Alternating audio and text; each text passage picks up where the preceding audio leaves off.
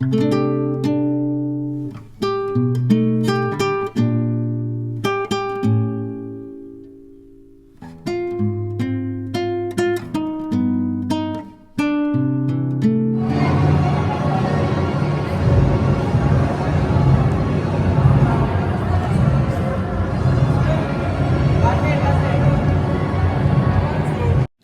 mapagpalang araw po sa inyong lahat. Ngayon po ay April 24, 2026, Biyernes sa ikatlong linggo sa Pasko ng Pagkabuhay. Ating pong unang pagbasa at pagninilay sa araw na ito ay hinango mula sa mga gawa ng mga apostol, chapter 9, verses 1 to 20. Noong mga araw na iyon, masidhi ang pagnanais ni Saulo na usigin at patayin ang mga alagad ng Panginoon. Kaya't lumapit siya sa pinakapunong saserdote at humingi ng mga sulat para sa mga sinagoga sa Damasco upang madakip niya ang sinumang matagpuan niya roong kaanib sa bagong pananampalataya, maging lalaki, maging babae, at madala sa Jerusalem. Naglakbay si Saulo patungong Damasco. Nang siya'y malapit na sa lungsod, biglang kumislap sa paligid niya ang isang nakasisilaw na liwanag mula sa langit. Ano pat nasubasob siya. At narinig niya ang isang tinig na nagsalita sa kanya, "Saulo, Saulo, bakit mo ako inuusig?"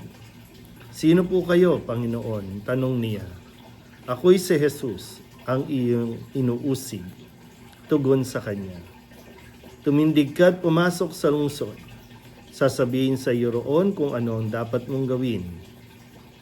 Natilihan ng mga kasama ni Saulo. Narinig nila ang tinig, ngunit wala silang makitang sino man.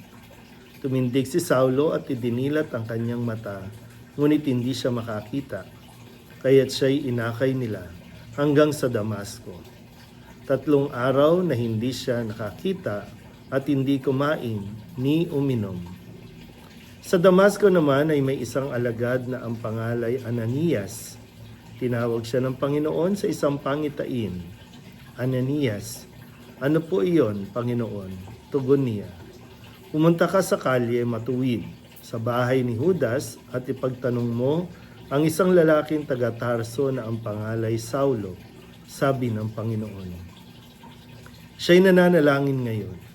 Sa isang pangitain, nakita kanyang pumasok sa kinaroroonan niya at pinutungan mo siya ng kamay upang makakita.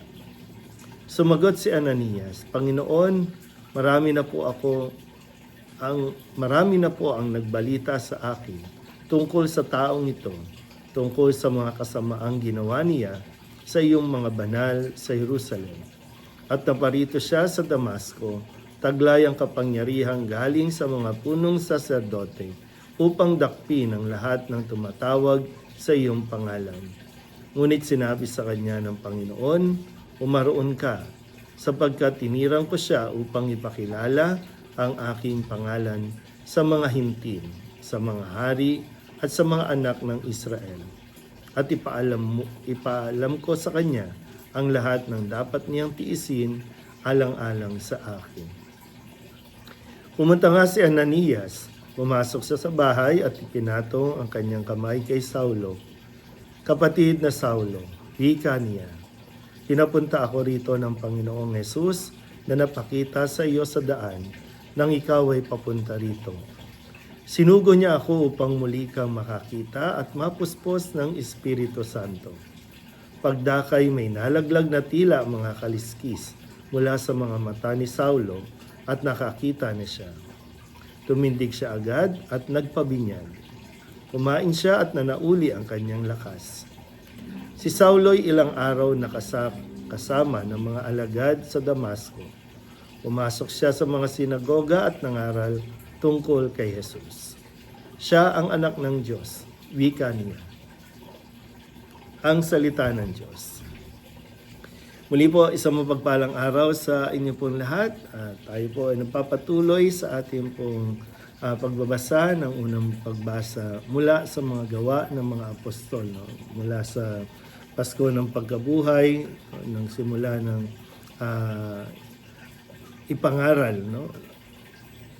pagkatapos ng pagkabuhay ni Kristo, doon nagsimula ang misyon ng mga alagad. Kahapon nga narinig natin yung ginagawa ni Saulo, no, na talagang dahil masidi ang kanyang paniniwala sa pananampalataya ng mga Hudyo, kung kaya siya mismo, no, ang nagnais at tumingi ng permiso para usigin ang mga Kristiyano, ang mga nananampalataya kay Kristo. Pero ngayon ay nagkaroon ng pagpapanibago sa kanyang pambuhay. No? Nagkaroon ng pwede natin tawaging Damascus experience o religious experience, na ang hangarin niya patungo sa Damasco ay usigin ang mga Kristiyano, pero hindi ito pinahintulot ni Kristo.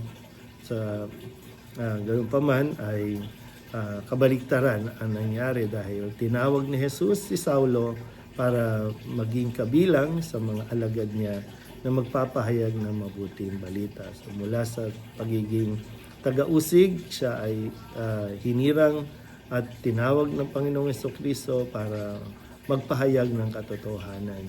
Bagamat hindi ito magiging madali para sa kanya, pero yun nga po, no? Kapag tinawag ka talaga ng Panginoon, ay hindi mo ito matatanggihan at hindi ka dapat tumanggi. So maganda na maalala natin muli, no, yung mga pagkakataon na tayo po ay nagkaroon ng religious experience o pagpapanibago. Baka marami sa atin ay tinatawag muli ng Panginoon na magbago sa ating mga pag-uugali, ay hinihintay na lang na tayo po ay maniwala sa Kanya at tumugon sa Kanyang panawagan. Muli po, isang mapagpalang araw sa inyo po lahat.